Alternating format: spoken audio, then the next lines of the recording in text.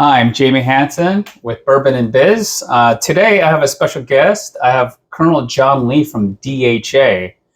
Thank you, sir, for joining this podcast series for the 75th Jubilee for ASMC. Well, first of all, thank you, Jamie, for inviting me here. I think this is a great opportunity and a great platform to express some of the things that we're working on, and we're very excited at the Defense Health Agency. And yes, and I am really pleased that you're doing these kind of events. Thank you, sir. So just a quick question, especially for the junior members out there or individuals that are thinking about becoming members. Do you find ASMC as a great organization to join? So that's actually a very good question. So some of the things that I learned when I was young as a comptroller and growing up is that one of the things that the mentors, that really expressed upon me is that you need to have network, and you have to have a professional network system. And I think there's a couple of good organizations out there. And I truly believe that the ASMC is actually a very good professional network opportunity, as well a professional certification that really spells out that you are a professional in this career field. Yes. So I am a true believer in the ASMC, and I am an advocate of it as well. Yes, sir.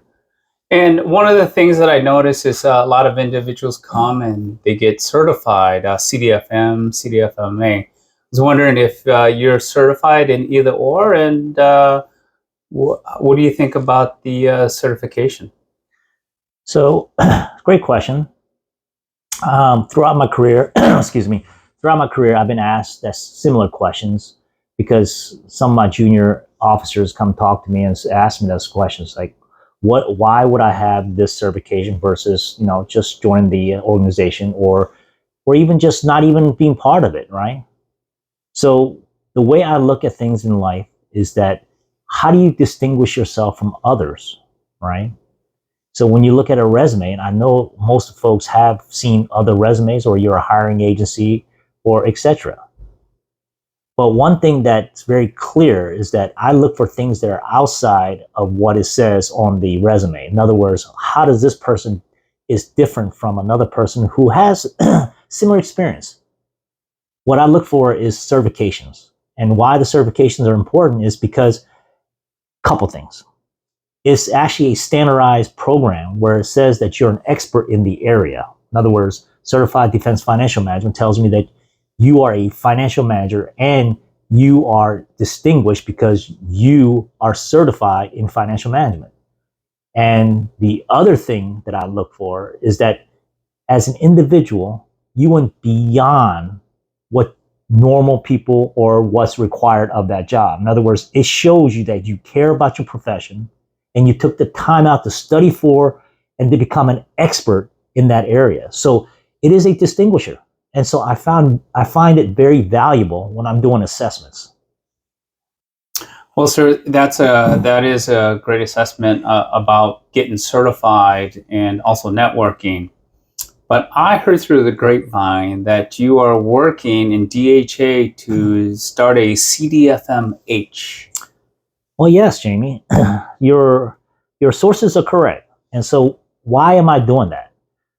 One of the things that we have issues with at DHA, and as well as healthcare overall, is that our supply side is not meeting demand. What do you mean by that? So we have a lot of accounts. When I say accounts, a lot of hospitals, a lot of clinics that require CFOs. But the problem is because of the environment, because of what we have done, that we don't have enough CFOs to cover all the hospitals and clinics. And now that DHA is an agency that really brings in all the services, tri-services, we have to have a standardized program that certifies or even validates the fact that these comptrollers are all well-schooled, well-trained, and are certified to take these accounts in the future. Because I think if you're going to be a true defense health agency in a joint environment, Any comptroller that's certified should be able to take an account anywhere, any hospitals. Because just like medicine, financial management and healthcare are pretty interrelated and very similar in the practice. And so we had to have trained CFOs to meet the demand. And the only way we could do that is have a process that's standardized, that's certified, and could be validated. That's a good point. So let's talk about differentiation here for a minute. A lot of people say CFO is a CFO, but I think individuals that's never worked in their field don't understand that there's things that differentiate healthcare CFOs and, let's say, a finance officer that works for, you name that battalion or brigade or whatever echelon that they're at. Yes. So this is a very sensitive topic, and everybody thinks a CFO is a CFO. Money is money. Well, where we differentiate is that we have a lot of analytics that are tied to healthcare, and you have to know the business of healthcare in order to become a CFO in healthcare. Case in point, I don't think that the regular financial manager would understand MERC-F, nor would they understand CPT codes or codes that really talks to what we have done to treat the patient. These are very, very complex logarithms that is required for real billing, real money outside of the DoD to insurance companies. So we are working with healthcare insurance companies. And not only that, we also have private sector care, a managed care, the TRICARE, and all the things that deals with metrics and dealing with healthcare is a very complex system. And we measure productivity. I don't think there's any other organization in DoD that actually measures productivity of a provider. How well do they serve the beneficiaries? And what are the outcomes? We not only do that, but we also assess the optimization of how we deliver healthcare. I don't think any other organization does that. It's a very complex logarithm and metrics that talks of this. And so we are similar in nature as in financial management, but we are very different in the analytical portion. That's a good point. I know that comptrollers in the Medical Service Corps, they do get some of the exposure on the line side. I know when I was young, we worked with Mause. We actually wrote Mause for 2011 and worked on the OCO funds and all those different things. So those are good points there. Yeah, and if I could kind of elaborate on some of the things I said, it's easy to move money, it's easy to spend money. But understanding how to do it properly in a healthcare environment is totally different environment. And if one mistake could cost a lot of money, not to the organization, but also may cause some severe disruptions for future funding. And the way it works in our healthcare model is you are paid in a sub-capitated model. In other words, you are paid to a point where you have to work off the dollar that you've been given, right? So you have to prove that you use those dollars to what you're supposed to do in taking care of the beneficiary. So there's a lot of measures that involve in looking at the assessment of how we use that funding. So a little bit about DHA. How big is that budget, and does it really cover all three services? So that's a very complicated question. But at the overall, our entire portfolio, when I say portfolio, we're talking about private sector care, we're talking about direct care, and MILPERS. So we're about $54 billion strong. Wow. Yes. And so our direct care is about 32. When I say direct care, that's actually the hospitals, clinics, and the people that work there. So that's about $32 billion that we actually have direct control of. And of course, about 18 to 20 $1 billion is in the private sector care. So when I say private sector care, let me elaborate a little bit on that, Jayme. So we have what you call the TRICARE managed care contracts, right? So these are reimbursements for things that we cannot support at some of these sites, either because we don't have the capability or the capacity to take care of our beneficiary.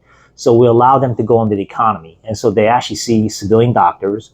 And what the civilian doctors do is they charge the medical care to the TRICARE contract. And so it is reimbursable. So we cannot project exact how many people will be seen on the outside and how much will be reimbursed. However, we do have historical data, and that's why I say it's a big $18 to $20 billion cost, depending on what happens. Case in point, no one predicted COVID. And so when COVID happened, we shut down the entire direct care hospitals. And so where does people go? They go to wherever the service was being rendered, right?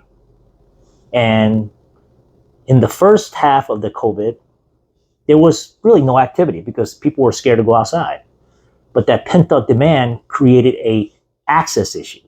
So let's just say we opened up the hospitals back, but because there were so many people who had deferred elective surgeries, had deferred things that they needed to be seen for doctors for preventive care, that there was a huge backlog. In other words, all these people need to come back to hospitals right now, but there's only so many space in a hospital, right?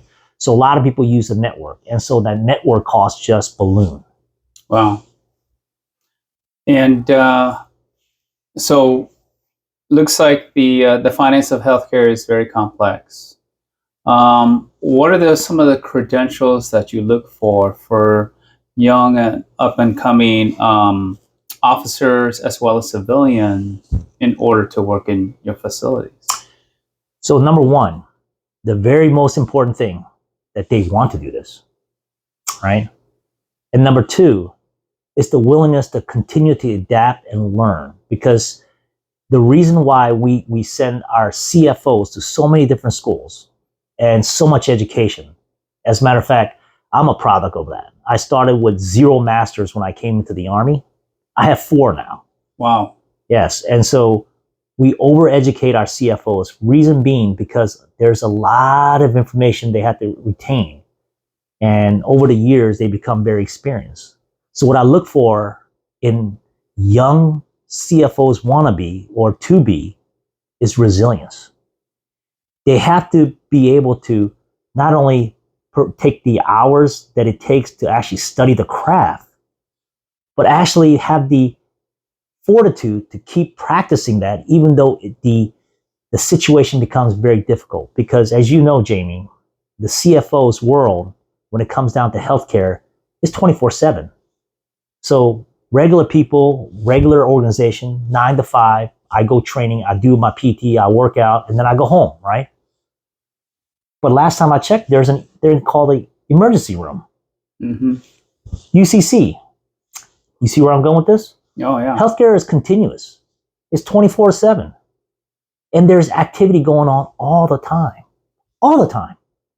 And so there's got to be some resilience built into the young comptrollers if they want to take this job. It doesn't stop at 5. Let's just say that. But is it really too hard for everybody else to take? No, absolutely not. It's manageable. But there's times when things could get a little difficult, and I'm looking for that person that says, I like what I'm doing because this is what I want to do, and I have developed some resilience toward this craft because I actually like what I'm doing. That's what makes a perfect comptroller in my mind. Not the skill set and everything else could be learned. The skill sets could be developed, and skill sets will blossom with exposure. But one thing that I can't help is when people give up, saying this is too hard. So that's what I think makes it a perfect ingredient for being a CFO in the healthcare business. So it looks like people are dependent on comptrollers and the doctors and nurses and everybody within that field to be able to, again, take care of them, and that care is constant. So that's a very important work, definitely. Now, before we started our conversation, you mentioned that you have the CDFM-A. I was wondering, can you talk a little bit about the acquisition side, maybe particularly the contract side of DHA, and some of the initiatives that you guys are taking to improve? Yes, absolutely, Jamie. So in our world, right, in the healthcare world, providers are our business. Doctors are our business. The unfortunate part about it is the American Medical Association, AMA, controls how many doctors they actually put out, right? And right now, there's a humongous shortage of providers. And even worse, there's a humongous shortage of nurses. And so to produce nurses and doctors takes years. I can't even tell you how competitive it is to become a doctor. Just to even get to medical school, I mean, you're looking at top 1% of graduating from college to get to medical school. And so we are always constantly undermanned in getting military providers as well as GS providers. So we supplement that with contracts. And as you know, in the hospitals, pretty much our entire organization, about 65 to 70% of our entire costs lies between GS, military, and contract personnel. Now, let me get to that A. What better certification could complement the financial management than actually learning about contracts when 70% of your portfolio is kind of lodged into manpower, right? Mm-hmm. And that's why I thought understanding acquisitions would probably serve me well. And as a matter of fact, today, when I came over DHA about 6 months ago, I realized as today how much lack of knowledge on acquisition that our CFOs really have. And so when I all those years that I worked on acquisition, I kind of understood what it takes to bring a contract to life, to manage contracts, and to become a COR. And that's the exact project that I'm working on right now for process improvement. And truly, I think people are looking at me like I am one of those persons that was meant to be at DHA, because this is one of the DHA's weakest areas. As a matter of fact, it's kind of embarrassing, but we've been named in the DoD as the most extensions in the entire DoD for contracts. In other words, we had the most extensions on a contract. So that tells me there's a lot of mismanagement at the COR level. And so I am centralizing all the COR functions and providing educations, real education, hands-on education, and getting them to a place where they could actually manage contracts properly. And, as a matter of fact, when I was with the Medcom and OTSG as a GA or the CFO of Medcom, General Martin did this thing called the CARE, is the Command Accountability Execution Report. And he is a 4-star general, but he knew down to detail of how contracts are executing or not executing properly. And he said in front of an open forum that we don't do a very good job of managing contracts. And if you think you are, then you definitely are not managing contracts right, because the data shows that we're not. And so when people say we are managing contracts, but the data with all the ULOs, all the extensions, and all this mismanagement of having all contracts awarded at the fourth quarter tells us that it's not being managed properly. And so, yes, I think that acquisition served me well because I do understand all this, because I took that CDFM acquisition portion of it. No, that's awesome. Knowing that the certification gives you information for real world requirements. And on top of that, it makes the individuals prepared to be able to take their accounts and to understand some of these complex issues. With that said, you talked about a little bit about the weakness. What are some of the strengths that you see within the healthcare comptroller field? So one of the things that I do see very positively is that most of the comptrollers have developed the analytical capability. Let me explain. So we have this thing called the IRIS, the Integrated Resource Incentivized System. It's actually a very complex system of looking at how we produce outputs based on the budget that we receive.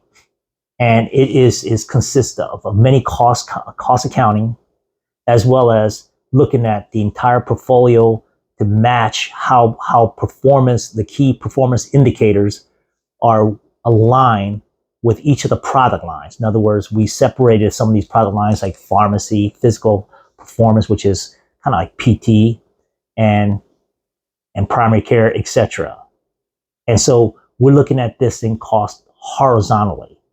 So DHA has about 140 some MTFs, right? So we'll call medical treatment facilities. So most people look at the MTF budget and they try to calculate how well they're doing, but then we try to compare with peers. That's a technique, but the best way to look at it is just look at the product line, because healthcare is very standardized. It is very measured. Clinical practice guidelines. So if you're, depending on what size your hospitals, they pretty much have the same products that or services they provide or offer, right? But how do you look at that across the enterprise? I'm talking, we're global, right? We go all the way from Japan all the way back down to South Mississippi. So how do you look at whether something is being done right across the board? And so we built this complex system of looking at product lines. How well is physical therapy really operating in all the hospitals at one time? And so we use that product line to assess each hospital by hospital, and we do a comparison. Those are some great analytical power that our comptrollers have developed over the years. And they are able to assess this and articulate how well we do based on how much money we have and how much workload that we produce each year, and determine the best outcome of using that money. That is phenomenal.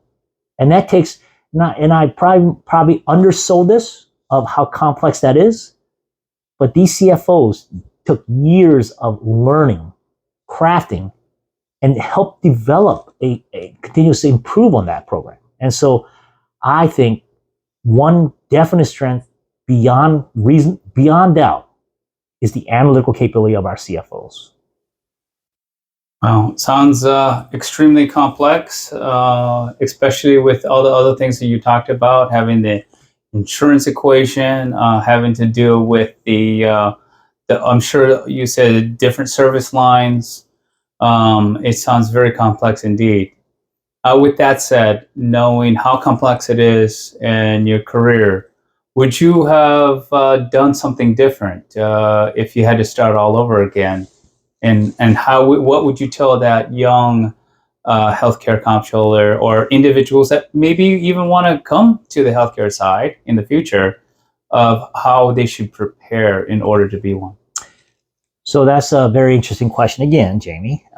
And I have thought about this many times before, because I like mentoring young officers as they grow up in our community.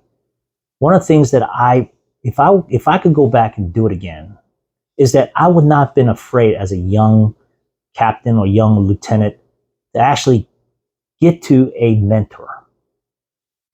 So one thing that we don't do well as an organization is have a very robust mentorship program. You know, everybody talks that we need to have mentors, but I didn't see a formalized program that's very deep and very well upkept. When I'm saying that is, who is monitoring who's mentoring whom? And I think there's an issue with both sides. One, the mentor is always so busy and they're not going to go around asking for somebody to be mentored, right? And then the mentee feels, in all honesty, that they don't want to bother some of the senior folks because they're so busy. Well, I tell you, number one, if any mentor turns down a mentee, shame on them. Because that is the greatest thing that we could do as an organization, is have a succession plan. And number two, I don't think any senior officers would ever flat out turn down a mentoring opportunity. Now, they might be busy and they won't get to you every day, But I would find it hard to believe that someone would say, no, I don't want to mentor anybody. With that said, the mistake that I made a long time ago is the assumption that I made that, they don't want to be bothered with me. I'll just do this on my own. Well, one great thing that I learned somewhere in mid-career is that we can never do this all by ourselves. And I understood the word and the power of networking. And it all starts with having senior folks mentor you or become part of your network so that you have exposure to other things. I really did not even know what ASMC was. I didn't even know what ACHE was. I didn't know that you needed all these professional affiliations really to understand what's really going on in these, I guess, the professional realm and as well as DoD. So the more exposure you get to these different organizations, the more exposure you get to these opportunities, the better overall rounded you'll be. And I tell you, the opportunities will start showing up at the door very fast. And that is probably, wasn't something that I made a mistake in the past. I would have probably got to a bigger or more better situation now if I would have started earlier. But again, the main point is that it's never too late. Reach out to someone and don't be that person who's always assuming that no one's going to have the time to mentor you. That is a false statement. That is a false ideology right there. So I strongly encourage folks to find someone that you think that you want to be like and reach out. I remember hearing a speech that you gave some quite time ago, and you had mentioned that the number one craft that a CFO or a comptroller or a financial manager had to hone in on was communication. Can you dive a little bit deeper into that? So one of the things that a lot of the organization have issues with, and it's probably the top three, if not the top, is always communication. There's never enough of communication. Everybody thinks they're over communicating. That's actually false.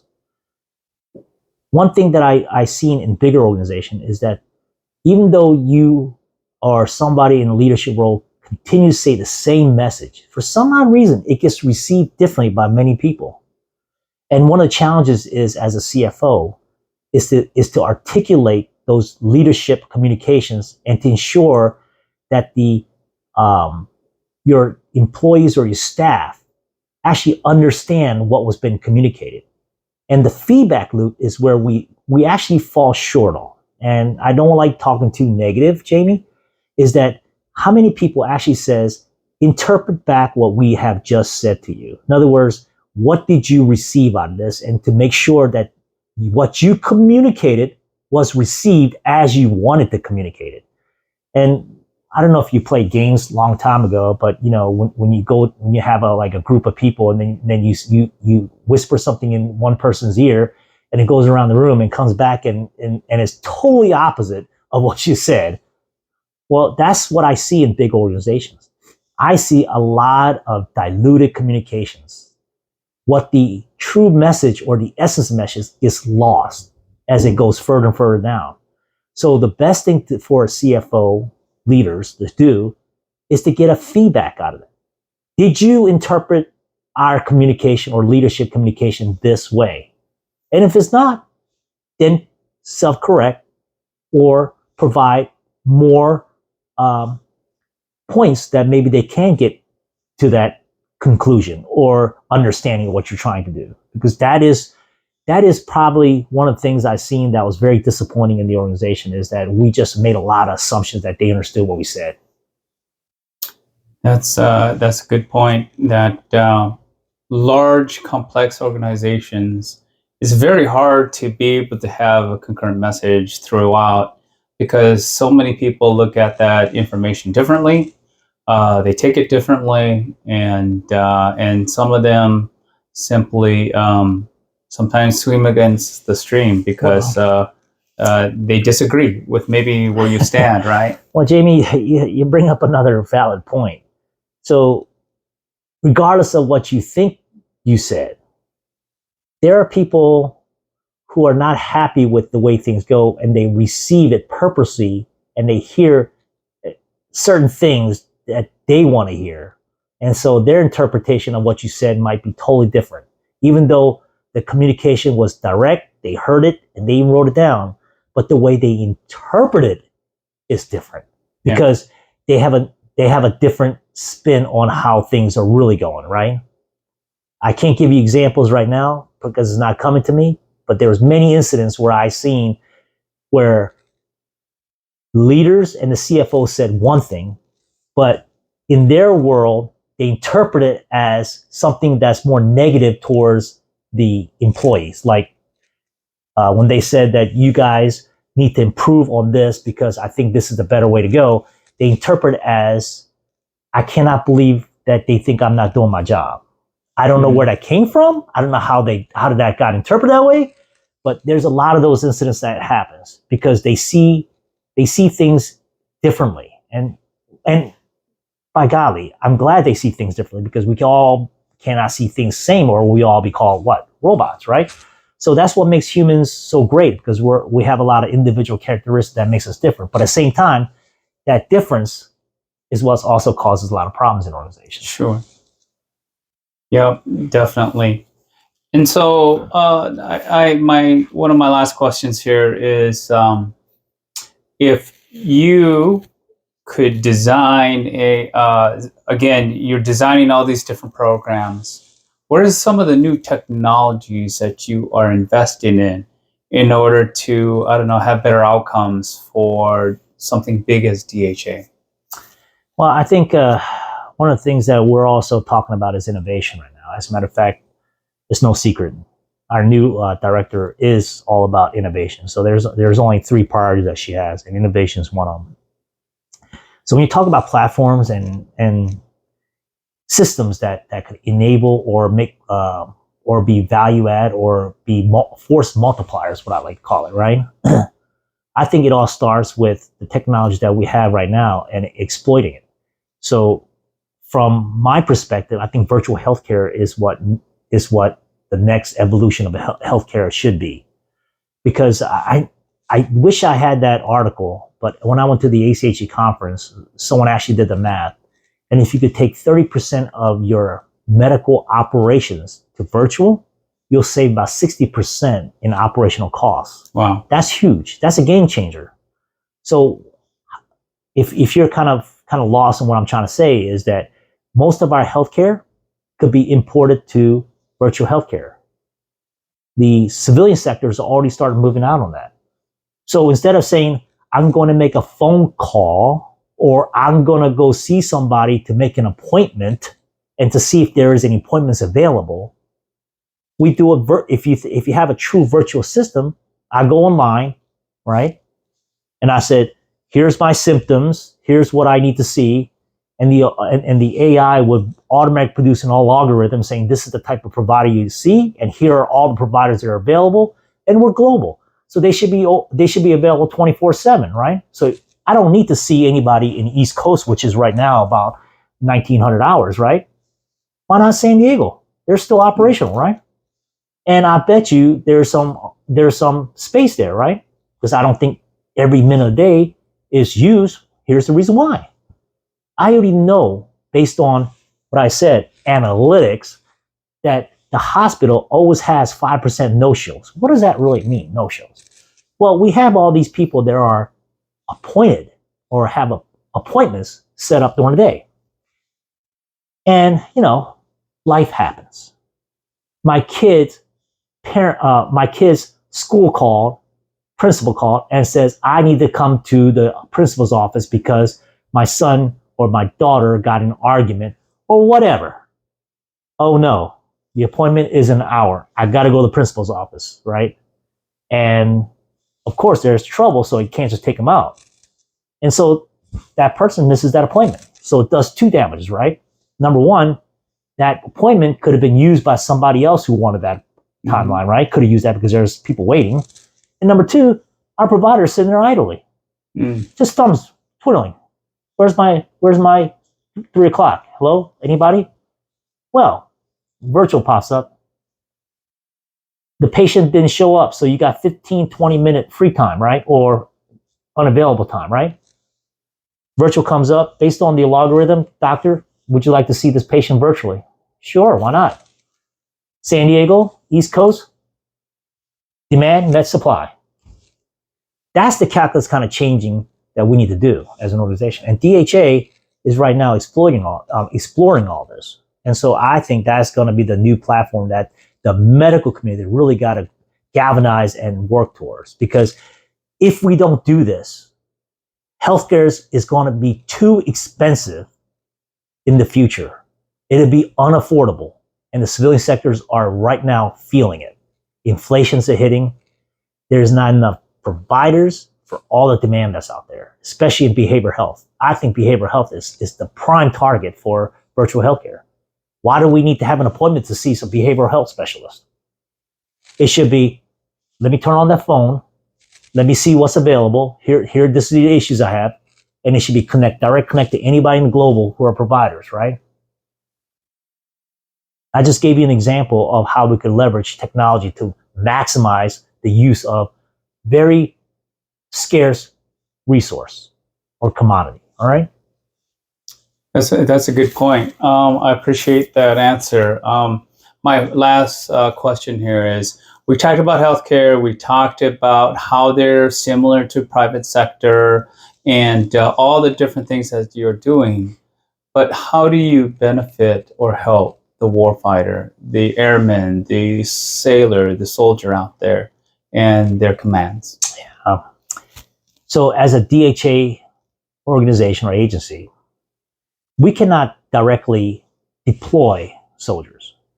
So how do we really help out the warfighters? Because DHA,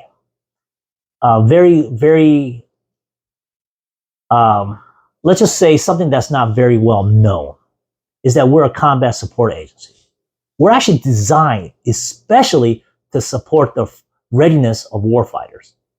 And one of the metrics that we look at, as alluded to before, is we look at all the metrics and key performance indicators of ready medical force, medically ready force. Those are our two biggest charts.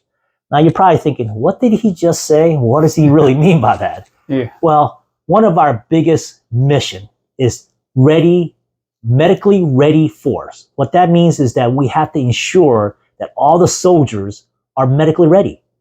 You cannot deploy a soldier who is struggling medically. Would you take somebody who's got a broken leg and send them to Afghanistan? Of course not. So we have to make sure that they're fit to fight, right? And that is one of our jobs. So we have to build access. In other words, we have to get them into the hospital to fix them, right? So we have to open up that aperture. And the more we open up, the more people can see, and their readiness, availability numbers will actually go up. And that is our primary job on the medically ready force. Now, you talked about something like RMF, right? Ready the medical force. That sounds similar to what I just said a couple minutes ago, but that's actually extremely different. So one of the things that we do as a healthcare organization is to have medical providers ready to fight. Yes, medical providers.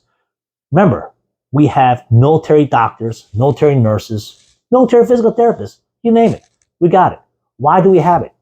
Because when we go to war, we take them with us. Because when something happens to soldiers, we got to evacuate them, we got to triage them, we got to stabilize them, and then we send them back to the rear, to Kona side, if they need, right? But how do we ensure that these doctors are getting enough experience or reps or touches to make their skills very sharp? Well, this is why we put them into situations where they could see all these different cases, right? We put them into complex organizations like BAMC, where they have trauma level 1, where they get things from gunshot wounds all the way to ankle injuries. And so they learn that skills by actually practicing their skills. And so our job, our secondary job, is to get these doctors and nurses, medical doctors, military medical personnel ready to go fight tonight. So I hope I was able to articulate that and correctly differentiate between those two ideology. Well, sir, I appreciate you sharing your thoughts today. And just, do you have any last final thoughts? Yes, I think in this world where right now we're under incredible pressure from the labor pool and its inflation. So it's more important than ever before to keep and to continue to grow the bench, especially in the comptroller world, because DoD recognizes that we are severely short on having the right skill set and the manpower to match our demand signal, because DoD gave the financial management community a 180-day waiver to allow ex-military people to come and work as a GS. This is how very detrimental our financial community is right now. And I think we're at a very fragile state. And if we don't continue to grow the bench and have a succession plan, we're going to lose a fight. Because there's, again, there's inherent risk in that if we don't just, it's not just poor management, but also it's risky management when you don't have the right controls in place. Yeah, at the end of the day, we have to protect the taxpayers' dollars because it's not infinite. All right, we all live in a very controlled bubble of budget. The more you use, less someone else uses in the DoD. The more wasteful we are in what we do, the less ammunitions or weaponry that the soldiers in the front line could have. Because the idea is you have to still be lethal, because if you lose the war, then all is lost, right? That's my charge. Well, sir, thanks again, and appreciate all your feedback and information. And thank you for what you do to make DHA the great organization that it is. Well, thank you, Jayme, and I really do try my best. All right. If you want to be part of the ASMC podcast, please reach out. And again, we welcome everybody to share their thoughts and ideas, especially the junior members out there. Thank you.